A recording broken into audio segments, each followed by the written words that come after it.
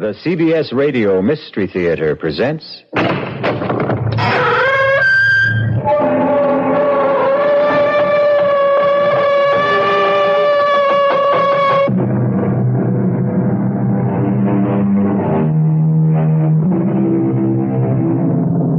Come in. Welcome. I'm E.G. Marshall, opening the door to another tale of mystery and suspense, inviting you to open your ears and your mind to the world of terrifying imagination. You're about to be taken on an unusual museum tour. There won't be any Mona Lisas on this tour, no Greek vases or Roman statuary, because this establishment specializes in only one kind of exhibit. And that's why our story is called The Murder Museum. You may have been to a murder museum like the one in our story, a house of wax, where the most brutal crimes of the century are recreated in paraffin for the wide-eyed enjoyment of the public. But now you're going to have the unique opportunity of hearing one of the most shocking exhibits of all speak for itself. Oh, John, please believe me. He means nothing to me. I swear it. And that's why he was in your bedroom, Ida. Is that why? Please. Oh, think of our little boy. Look at Vincent. You're frightening him to death. Death. That's right, Ida. Death. Please. That's what you deserve.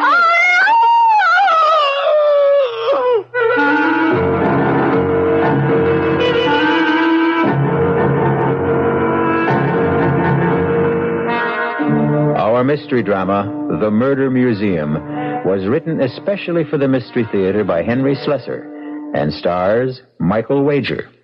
I'll be back shortly with Act One.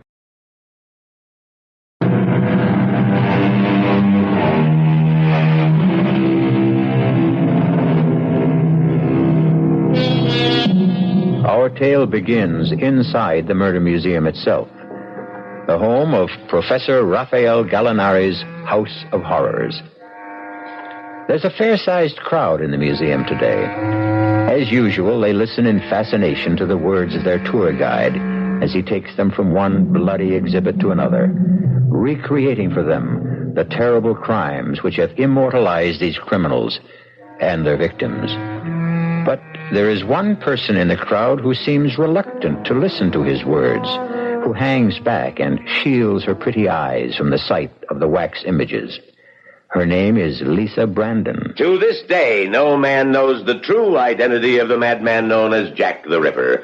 But the theory persists that he may well have been a physician or at least a medical student, judging from the skill with which he wielded the instrument you see clutched in this hand as he attacks the terrified young woman. And that, ladies and gentlemen, concludes the tour of Professor Gallinari's Murder Museum. Thank you for your patronage, and please tell your friends about us. Sir, excuse me. Yes, miss? Could I ask you a question? Why, yes, of course. I was curious about the Raymond exhibit, but I see that you haven't opened it to the public. No, miss. The Raymond exhibit is still closed for repairs. Well, the truth is, it's the only reason I came to the Murder Museum. I wanted to see the Raymond. Oh, well, I'm sorry. The exhibit won't be open for another week at least. Now, if you'll excuse me, I'm going out for some coffee. But even if it isn't completely ready, I wonder if you'd mind showing it to me. Oh, I'm sorry, miss. I can't do that. Well, I came a long way to see it, all the way from San Francisco. It would be a terrible disappointment. Look, I'm willing to pay you. Now, please, put that money away, miss. Why is it so important for you to see the Raymond? You, any connection with the family? Well, yes, in a way. I knew Vincent Raymond. I met him when he lived in San Francisco. I see. Look, you said you were going out for coffee. Could I come with you? Well, sure. I just go to this little coffee shop down the street, but you're welcome to come along.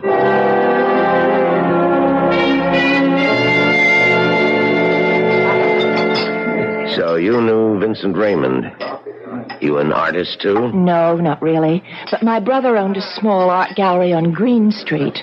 And sold Raymond's paintings? Well, actually, no. He didn't really care for Vincent's work. It was so dark and gloomy. Frightening, really. But he felt sorry for him, and he loaned him some money, and sometimes he let him help out in the gallery. And that's how you met him? Yes, that's right. I came home from college, and I met Vincent. I didn't know anything about him. Meaning, about his parents. It took Vincent a long time before he was willing to talk to me about them.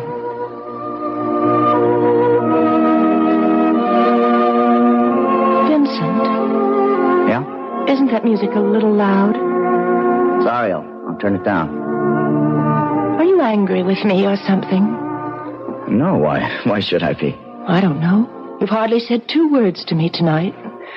All through dinner, I was trying to digest that rotten food. Whoever told me that restaurant was worth trying must have had a secret death wish. I didn't mind it. Had only one thing to recommend it. It was cheap. That's the only criterion I have, you know? I didn't complain, did I? No, you never complain. You just suffer in silence. You think I'm some kind of gifted, starving artist who has to be tolerated for his poverty. Oh, you're so hard on yourself, Vincent. Well, let me tell you something, Lisa. I'm starving, but I'm not an artist. Well, let's not talk about it tonight. Let's just relax. You know I can't paint. Your brother knows it. I fill all my canvases with memories of my own nightmares, only you cannot call them art. Vincent, why do you paint in such a gloomy style? I've never seen you paint with anything that had any color or lightness. All those blacks and grays and slashes of red. Oh, I know I'm no sort of expert, but can't you talk about your work with me? There's a reason for it, Lisa. There's a reason. Well, what? I told you, my nightmares, they're all visions in black and gray and slashes of red.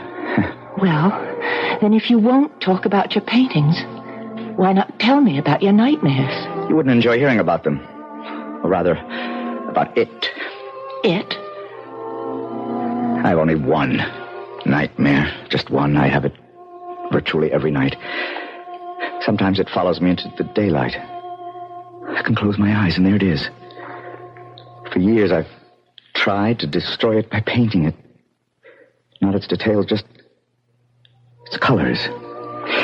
But the therapy hasn't worked. Please tell me about it. I've never told anyone before. But why not? I suppose I never met the person I wanted to confide it. Maybe now I have. But if I'm going to do that, this music has to stop. My mother's maiden name might mean nothing to you, but at one time, many years ago, it was famous among people who loved the theater. She was an actress. Her name was Ada Krim. Ada Krim? But I think I do know that name, Vincent. She was born and raised in England. She was known as the beautiful Ada. She didn't have a very long acting career because she capped her success on the stage with an even more successful marriage. She became the bride of John Lloyd Raymond. Your father? Yes. My father. He was a wealthy man. My grandfather had left him heir to one of the largest glass manufacturing companies in the West. Mirrored glass was his specialty. It seemed very appropriate to have our house full of mirrors. Maybe that's how it all started, that problem.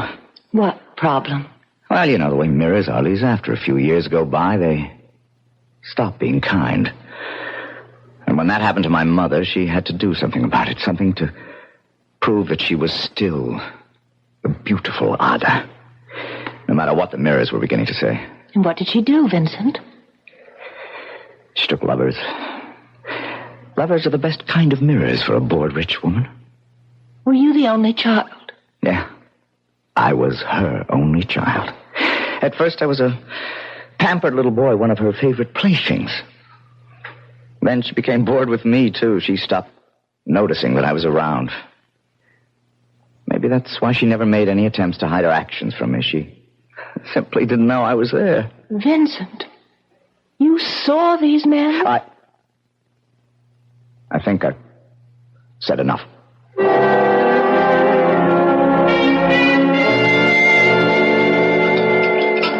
So, you never found out what Vincent's dream was all about? Not then, I didn't know. But you could have guessed, I suppose, if you knew the history of Ada Krim and John Raymond. Well, yes, I became curious enough to learn the history. I had a friend who worked in a newspaper, and she checked into the dead files and found the story for me, the whole terrible story. But I didn't tell Vincent that I knew about it. It was obvious that he didn't want anyone to know the truth. But one day it emerged. Oh. Well, it was a beautiful spring day, the first really warm day of the season, and Vincent and I went for a walk. Vincent, why don't we walk down to Ghirardelli Square? We could do some window shopping, maybe have some lunch. Considering the state of my finances, we'd better window shop the restaurants, too. Oh, no, I have money. Good for you. Are you going to be stubborn again? I'm going to teach you a lesson. I'll tell you what, Vincent. I'll buy myself some lunch if you want to split a hamburger Wait a minute. with me. Don't Fool around with me. Get your hands off me! You need a lesson. Hey, you get away from her. It's about time somebody... Get away from her! Help me! Help You me! take your hands off Get her! away from her. Please, Vincent, my wife. I don't give a... Stop it, Vincent, for God's sake! Vincent! Vincent!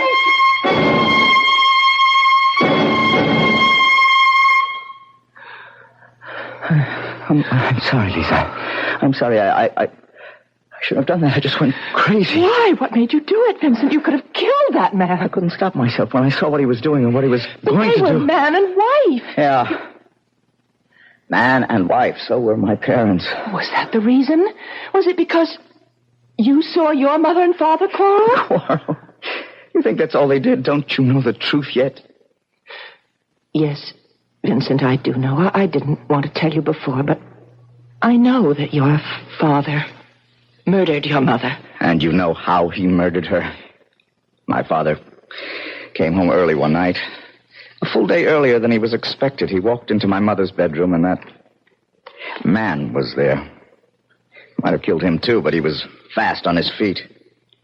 We lived in a very old-fashioned house, Lisa. Quaint, old-fashioned Victorian manner. The kind that still had gas lamps on the wall. And fire axes. I used to hear my father joking to his friends about the fire axe on the wall. Vincent, don't talk about When it. he saw my mother, he ripped the axe off the wall, and he used it. Please. You read about it, Lisa, but I saw it. You what? I was 6 years old, terrified 6-year-old, who came to find out what all the noise was about. Oh, no. I saw the whole thing happen from the first stroke of the axe to the final blow. Oh. Now you know what my nightmare is all about, all the blacks and grays and slashes of red. Oh, you poor man. All right. Now, I've told you the whole story, so maybe now you know why I can't see you again. What? Don't come near me again, do you hear me? Vincent. Don't come near me. Ever.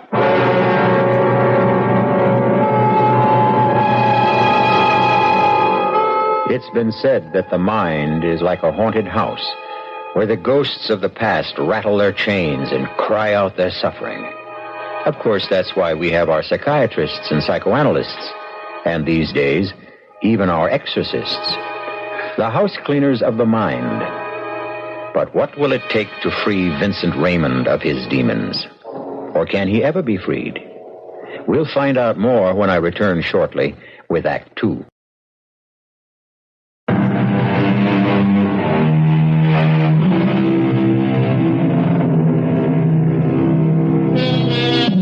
And now, Act 2 of The Murder Museum.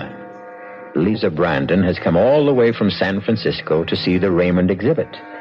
But she seems to be having a hard time talking the museum guide into allowing her a private showing. However, she hasn't given up. Yes.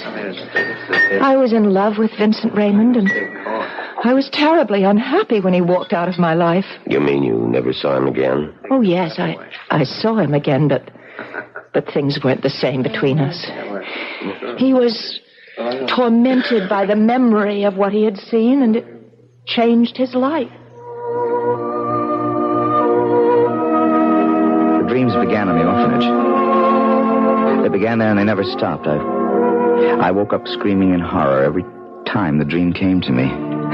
I became an outcast, without friends, without sympathy. Oh, Vincent, I'm so sorry. That's when I realized that my only hope for any sort of life was keeping my secret. But you're not a child now. Now, I'm older, Lisa, but nothing's changed for me. Oh, yeah. There's one thing that's changed. Well, what's that? I'm giving up my so-called art. I'm going to look for a job. Well, I'm sorry, Vincent, because I did think you had talent. I've got to get some money to live on. My talent won't provide that. Well, I thought you had some savings. They're all gone after that lawsuit. What lawsuit? That man I beat up on the street, he sued me for damages. He won, of course. His wife stood up in court and verified that I'd beaten him up with no provocation at all. Nothing like a wife's loyalty, is there? But, Vincent, why didn't you let me know? I would have been a witness for you. It mattered. Well, how are you living now? Well, on the welfare rolls, of course, but don't worry about me. Look, if I can lend you any money, it won't... No, I have borrowed enough from you and your brother. I don't want any more money or sympathy. Just leave me alone, Lisa. Can't you get that through your head? Leave me alone. He did find a job eventually, waiting on tables down at Fisherman's Wharf. He seemed to sink lower and lower every day. My brother and I tried to help him all we could, but he refused to take any more charity. I tried to sell his paintings by putting them in the window of our little gallery. But there was only one person who seemed interested in Vincent's gloomy efforts. Hello? May I help you? Yes. I have been looking at the paintings in your window, trying to make out the artist's name. Oh, his name is Raymond. Raymond? Would that be Vincent Raymond, by any chance? Oh, yes, it is. Did you like the work? It's interesting. I'm an artist myself. But that sort of thing, all those dark colors, it doesn't really appeal to me. Oh, I see. However, I am interested in the artist. I wonder if you could tell me how to reach him. Is he a local resident? Yes, he lives in San Francisco. Oh, would you mind telling me your name? Oh, yes, of course. Here is my card. Raphael Gallinari. You might say that I am a portrait artist. Oh, and is that why you want to meet Vincent? To paint his portrait? Something like that. Now, will you help me? All right. I'll tell you where you can reach him.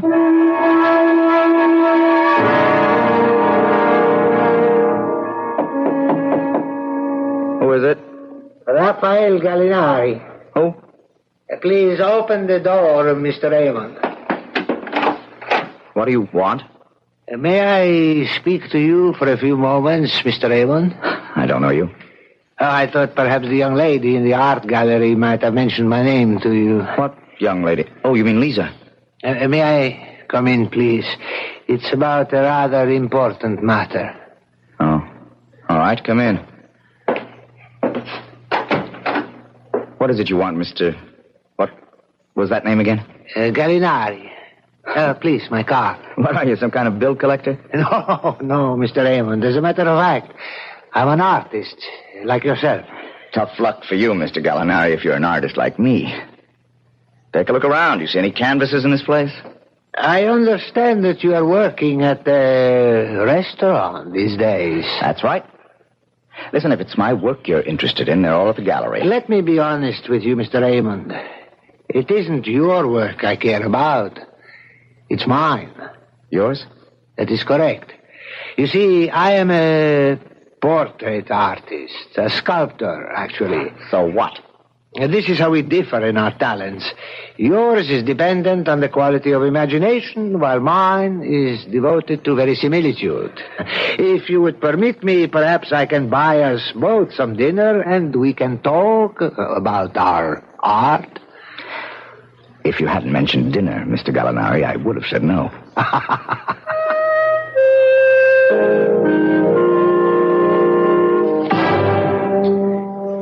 You know how it is with an artist. You know how we become obsessed sometimes, obsessed with a certain idea, a certain passion for a subject. No, Mr. Gallinari, I wouldn't know. I lost all my passion for art a long time ago. But if you had the inspiration, if there was one thing you wanted to paint more than anything else in the world, believe me, the passion would come flooding back like the tide. And do you Do you have such a subject in mind? Yes, I do. A subject which has haunted me for years. More years than I wish to count. And this has something to do with me? Everything to do with you. Will you have another glass of wine? Sure, since you're buying. You see, Mr. Raymond, I am contemplating a certain work, a sculptural project, and one which would be impossible without you. How could that be? In order to answer that question, I have to bring up a subject which may be painful to you. A lot of subjects are painful to me, Mr. Gallinari. This one, I think, has left the deepest wound. Wait a minute. Yes, Mr. Raymond. I mean your parents. How do you know who I am? Did Lisa tell you? Oh, no. No, I assure you, the young woman at the gallery said nothing at all to me about you. And how did you know? Damn it! Because I've made it my business to find you. Believe me, it's taken a very long time. The last address I had for you was in the Midwest. Then I ran across one of your paintings in a traveling exhibit, the Moorland exhibit. Yeah, that was the only show I've been in, and nothing sold. I found out that you were in San Francisco from the proprietors of the exhibit. Finally, I saw your work in a little gallery on Green Street. Your style is unmistakable. Rotten, but unmistakable. Mr. Raymond, I remember the beautiful Ada. Go on. I'm quite a few years older than you.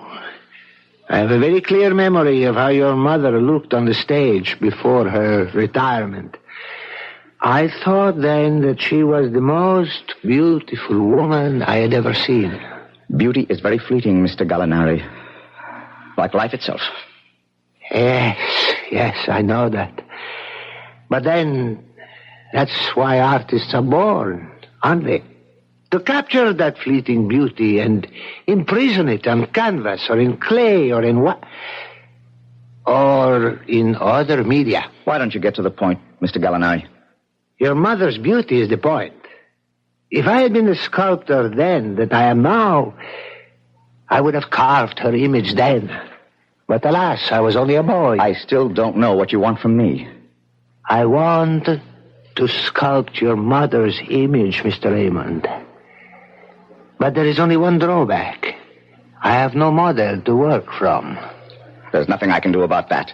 My mother's been dead for 25 years. I know there are some faded old newspaper photographs of her, but they're not really helpful, not to someone who insists on verisimilitude. I don't see why it's so important. Who cares what Ada Krim looked like? But I care. Very much. You see, I've already started the project. You have? Yes.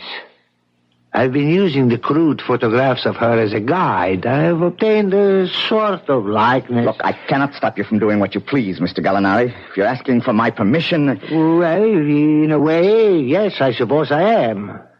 It does seem like a slight invasion of privacy. Yeah. All right. If your conscience bothers you, I'll tell you what you can do. You can order another bottle of wine. Mr. Raymond, I would gladly order you a case if you would give me one more permission. What's that? To sculpt your father, too. My father? As I said, this is a form of obsession with me. But from the moment I began work on the statue of Ada Krim, I felt that I couldn't stop until I had also done the head of John Lloyd Raymond. He's dead, Mr. Gallinari. I have no way to prevent you from sculpting him or painting him or anything else, but I'll tell you one thing. You won't get me to talk about him. Oh, no, I would not dream of it. But you see, I have a peculiar problem. While there are some likenesses of Ada Krim available, in the case of your father, well, I cannot find a single photograph. I have searched and come to a dead end. And what I was wondering, I know this is an imposition, if there is something in your possession... You think I have a picture of him? It was only a hope. I know his memory is painful, but you were his son, and sometimes, well, there are souvenirs one hates to discard. Well, Mr. Himan? I have pictures of him. You do? I won't give them to you. Please, don't be so hasty. I won't give them to you. But I'll sell them to you. Oh, yes, of course. I'm perfectly willing to pay. I owe Lisa Brandon and her brother exactly $127. That's the price. Done, Mr. Raymond. $127. And I'll still throw in that case of wine.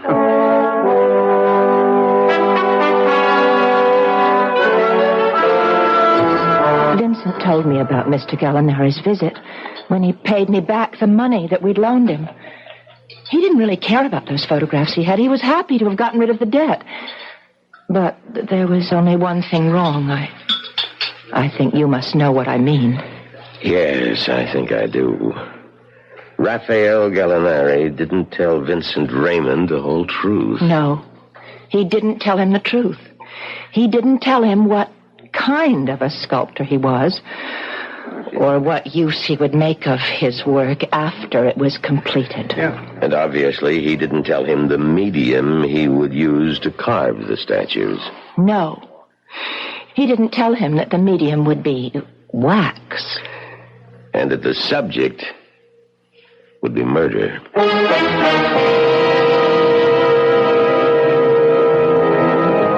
And what happened when Vincent Raymond learned of the duplicity of Raphael Gallinari?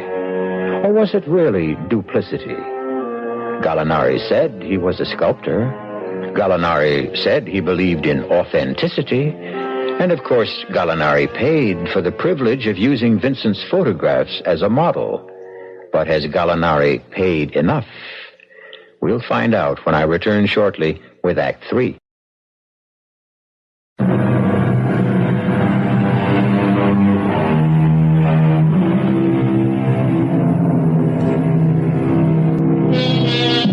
And now, here's Act 3 of the Murder Museum. For Vincent Raymond, all nights are the same. A dark passage into yesterday. A grim return trip to the past. But men must sleep, and sleepers must dream. So there's no escape for him. Ada!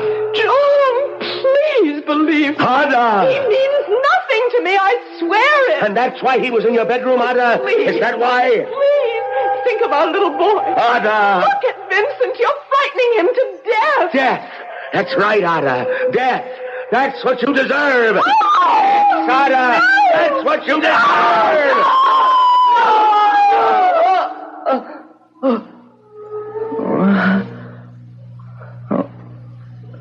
Oh, dear God. When will it stop? When will that dream stop? Who is it? It's me, Vincent. It's Lisa. Lisa? Oh, wait a minute. Hey, what is it? What are you doing here so early? I just couldn't wait. I've got wonderful news for you, Vincent. What about? Your painting, the large one in the window, it's been sold. Sold? You're joking. Who would buy it? Oh, please, let me come in. All right. Just let me get a robe on. It happened. First thing this morning, the gallery wasn't open more than 10 minutes, and this man walked in wearing a Homburg, Vincent. I didn't think people wore Homburgs anymore. He did. Well, who was he? What was his Well, he name? gave me a card. Oh, wait a minute. It's right here. I've got it in my purse. It wasn't someone named Gallinari, was it? What? Raphael Gallinari calls himself a sculptor? No, it wasn't him. It's, wait, his name is, here it is, Charles Mulholland. Does that mean anything? Mulholland, that's Mulholland Gallery in Chicago. High priced. Oh, no, I doubt if there's any connection. Well, anyway, he bought it, Vincent, without any quibble about the price, and in fact, he was surprised that it was so low. Miracles never cease, do they? Oh, Vincent, if he really is somebody, then maybe your work will start to be recognized. Oh, forget it, Lisa. There isn't any more work for me. Just Waiting on tables, that's my art. And I'm getting better at it all the time. Well, anyway, here's your money. It's all in $50 bills. Wait now. That's the full $300. What about the gallery's commission? Oh, don't be technical, Vincent. You need the money more than we need the commission. No, sirree, you've got to accept 1/3 of it. All right. It wouldn't be fair otherwise. I knew you'd feel that way. I can't believe it. It's the first painting I've sold, Lisa. Do you realize that? I told you had talent. That'll teach you to listen to me. You're right. I should always listen to you, Lisa. Listen, I've got an idea. Have you had breakfast yet? Well, I had coffee. Tell you what, I'm going to get dressed and we'll go celebrate with champagne and eggs Benedict. And then we're going out tonight. I'm going to buy you the fanciest dinner in San Francisco. Well, Vincent, you can't spend all the money in one day. Why not? Probably the first and last money I'll ever make for my paintings. Let's put it to good use.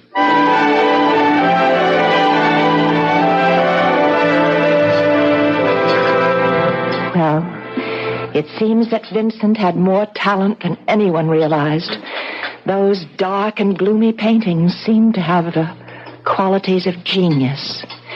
At least that's what Mr. Mulholland said in his letter. Lisa, listen to this. Just listen to this. Go on, I'm He says, listening. the Mulholland Gallery would be most interested in arranging an exhibition of your work. Oh. Listen, they're willing to pay all the costs of carding and insuring the paintings. They'll even pay my fare and expenses to Chicago so I can attend the opening. Lisa, can you believe it? Oh, Vincent, it's the most wonderful thing I ever heard. Well, it's not a one-man show, nothing that's grand, but the Mulholland Gallery, that's one of the best, Lisa, one of the most prestigious. Do you know when you'll be leaving? As soon as I can get all the stuff crated and shipped. I guess the sooner the better. Lisa, why don't you come with me? Oh, I couldn't do that. I still have to be at the Your gallery. brother can take care of it for a week or so. That's all the time it'll take. Oh, I just couldn't do it, Vincent. But when you have that big one-man show, I promise to be there.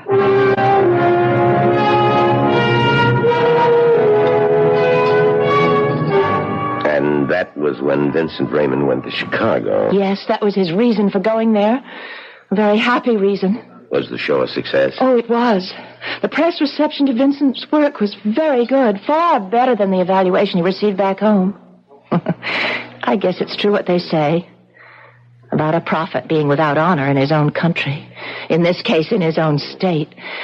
There were a dozen paintings in all the exhibit, and at least half of them were sold in the first week. And for the first time, Vincent was a happy man. He sent me just one letter, and it contained a very good piece of news. Perhaps even more important than the news of his artistic success. Dear Lisa, just a quick note to tell you that I'm well and spending money like a drunken sailor. I've bought 2 new suits. Yes, I said suits with matching pants and jacket, believe it or not. But more important, I'll tell you one other thing that seems to have happened to me. For the last 3 nights, I've slept without a dream. I think you must realize the importance of that, Lisa. 3 nights of dreamless sleep. The most precious 3 nights of my existence. But those dreamless nights didn't last very long. Because the very next morning at breakfast in his hotel room, Vincent opened the local paper and saw a strangely familiar name.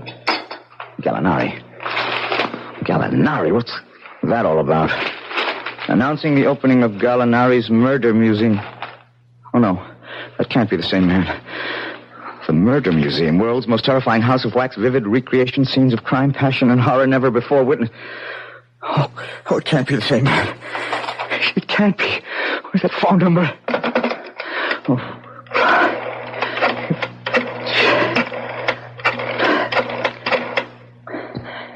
Hello. Is this the Murder Museum? Yes, I know you're not open yet. Listen, I want to ask you a question. This man, Gallinari, I want to know his first name. Raphael. And he is. Listen, what time are you open? No earlier than that? Then tell me where I can find Mr. Gallinari. Yes, it's important. No, my name does not matter. All right. First show, 2 o'clock. Oh, dear God, don't let it be true.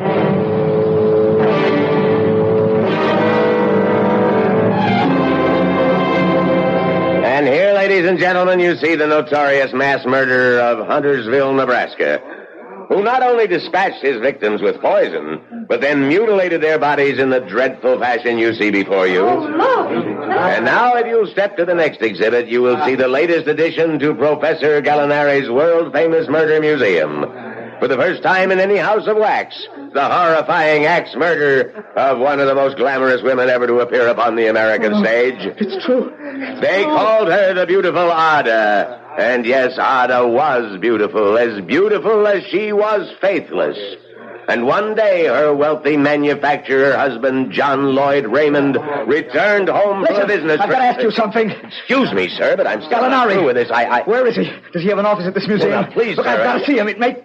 Make him remove this abomination. Well, no, his office is in the rear. I don't know if he's... Out of my way! Now, just here. Come back here. Who is it? Open up, Gallinari. Open the door. Yes, what is it? Let me in. I have to talk to you. I'm sorry, I'm quite busy at the moment, and Raymond? Is that you? Yes, Vincent Raymond. What are you doing in Chicago? The question is, what have you done? Now, be calm, young man. There is nothing to get so excited about. That's your art out there, Gallinari, out there. That's the verisimilitude you were talking about. Yes, that's right. I try to be faithful to the original. I'm not ashamed You of that. liar, you thief! Now, come. I've stolen nothing. I've imitated life, but stolen nothing. Now, please, sit down. Calm yourself. Let me offer you a You drink. lied to me. You pretended to be something you weren't. You never told me you were going to create that horror out there. I told you only the truth. That I wish to do a sculpture of your mother and father. I only neglected to tell you the medium. Some artists work with clay and marble. I chose wax. Is that so wrong? You know it's wrong. You made a public spectacle out of it. And now you're going to do something about it. You're going to get rid of that thing out there. I am afraid that's impossible. The exhibit took months to create. They all do. The investment in time and money. I'll sue you. I will make you destroy it. Ah, Mr. Raymond, don't make unnecessary problems for yourself. Murder is in the public domain. There has to be some way to make you tear it down, and I will. I swear it. I won't let that thing stand.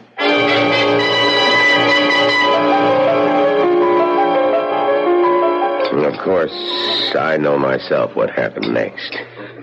Because I was there in the murder museum. The night that your friend Vincent Raymond returned. Oh, please. Can you tell me about it? I never did know the details. Well, from what I understand, he went to a lawyer the very next day to see if there was some legal means to get Gallinari to destroy the exhibit. He must have gotten some idea how difficult it would be to get an injunction against the museum. Because that's when he decided that the only recourse was to destroy the sculpture itself. Yes, that would be like Vincent. And what he did was very simple. He came back to the museum for the last show of the day. But during the tour, he slipped away from the crowd and hid behind one of the curtains until everyone had gone. And then he walked up to the exhibit and stopped in front of it. Of course, the instrument he needed to destroy the exhibit was already there. The fire axe was real, like the clothes of the wax figures and the furnishings of the room. All he had to do was take the axe out of the hands of his father's statue, and that's what he did. Destroy. Must be destroyed. I saw him standing there, as still as the wax figures themselves. And I froze in the doorway, too, afraid to move, because I saw his eyes. And I was afraid to become a victim, too. And then I heard him sobbing. Shouldn't have done it. Shouldn't have done it. I saw him turn the axe toward the figure of his father. But then a strange thing happened. He began to shake from head to foot. He seemed unable to bring the axe down on the figure of John Lloyd Wayne. No, it wasn't your fault. It was hers. Suddenly he turned around and brought the axe down on the wax figure of his mother. You're the one who did it. You did it. That was when Professor Gallinari himself came out of his office. Stop it! Stop it! Raymond dropped the axe. The destruction of the wax figure complete. But Gallinari was infuriated and threw his arms around his throat. Raymond struggled with him. They fell in a heap to the floor. Stop it. Don't say any more, please. I'm sorry. I just can't bear to hear anymore. Does that mean that you don't want to see the Raymond exhibit now? No, I still want to see it. But I'm taking the next flight back to San Francisco, so I suppose there's no use. Well, I guess it's only fair that I show it to you, Miss Brandon, since you came all this way.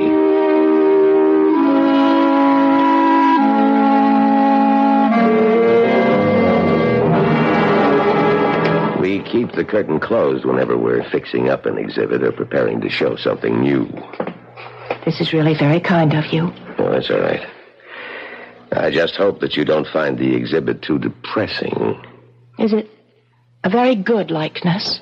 Yes, I think it's very good. But judge for yourself.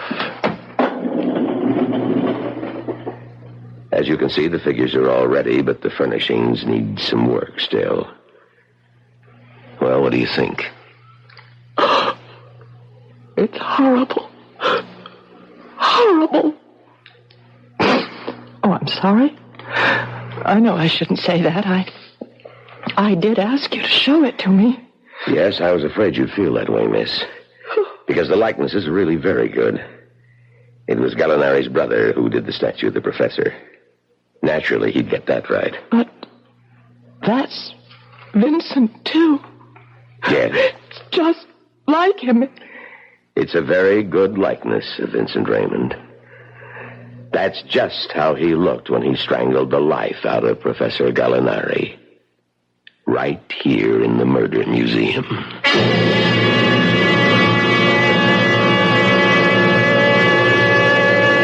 If you are contemplating a visit to a wax museum, we pass on this advice to you. 1, don't go during a heat wave. 2, make sure that you can stand the sight of wax. And 3, be certain you don't have any murderous ancestors who just might show up in one of the exhibits. I'll be back shortly.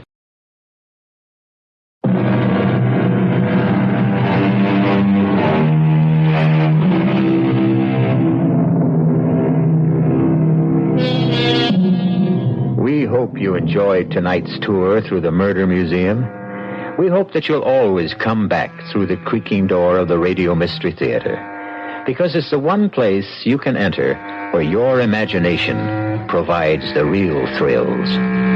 Tonight, we tried to aid that imagination with the voices of Michael Wager, Marian Seldes, Robert Dryden, and Leon Janney. The entire production was under the direction of Himan Brown. And now, a preview of our next tale.